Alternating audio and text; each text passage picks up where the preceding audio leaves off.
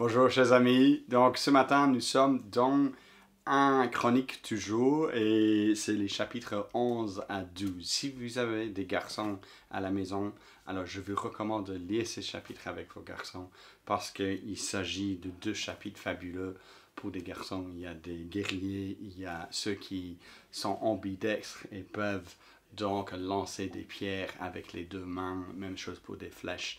Il y a des vrais héros de la guerre ici. Peut-être ça nous gêne avec notre sensibilité un peu chrétienne, on est pour la paix, etc. Mais c'est chouette en fait de nous rappeler que non, ici, la Bible, c'est une Bible de guerre. Évidemment, pour ceux de la Nouvelle Alliance, la guerre, c'est une guerre spirituelle, mais c'est quand même une guerre. Et nous devons donc stimuler les uns les autres avec ce que c'est d'être en train de mener la bataille, le combat pour le Seigneur. Je trouve ces chapitres donc encourageants et stimulants pour les jeunes garçons surtout, mais bon, pour nous tous bien entendu. Mais pourquoi pas découvrir cela, un Chronique 11 et 12 en famille dans ces semaines à venir. Mais que voyons-nous? Nous voyons donc des chefs guerriers dans ce chapitre 11 à partir du verset 10, de différents guerriers qui ont plusieurs exploits, plusieurs capacités impressionnantes.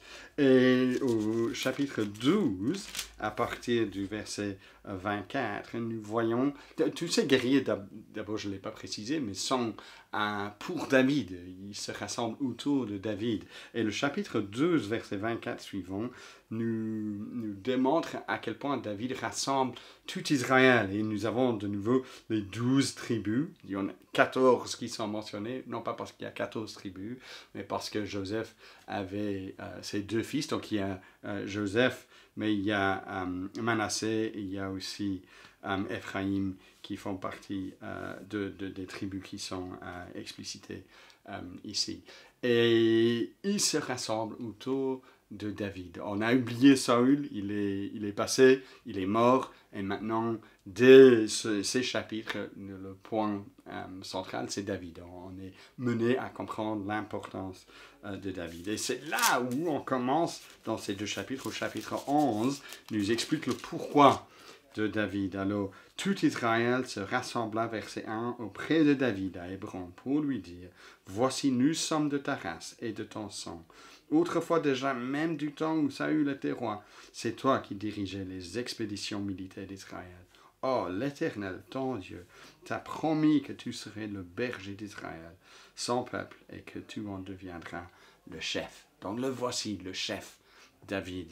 Et il est, dans ces chapitres, évidemment, le roi vaillant qui mène ses hommes pour des victoires contre les ennemis de Dieu. Mais aussi, nous l'avons vu au verset 2, il est le berger d'Israël, celui qui prend soin du peuple d'Israël.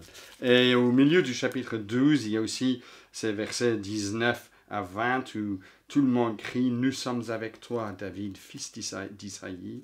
Oui, nous sommes de ton côté. Que la paix te soit assurée, une parfaite paix, ainsi qu'à ceux qui te soutiennent, car ton Dieu te soutient. » Alors ça, c'est le David. Et évidemment, cela nous pousse à un autre David, le fils de David par excellence. Ce serait le thème de tous ces chapitres encore à venir. Parce que le David dont on parle ici, le David historique, lui, il est mort il y a longtemps. Mais son descendant, lui, il est vivant. Et lui aussi nous apporte la victoire. Et nous combattons pour lui comme ces guerriers. Et donc, nous voulons stimuler nos jeunes à être dans le combat avec les armes maintenant que le Seigneur donne pour ce combat.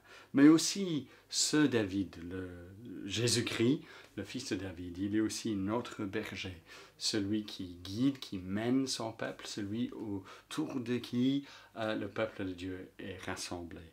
Donc, réjouissons-nous, chers amis, de Jésus-Christ et soyons dans le combat pour lui. Donc, bonne journée à vous tous.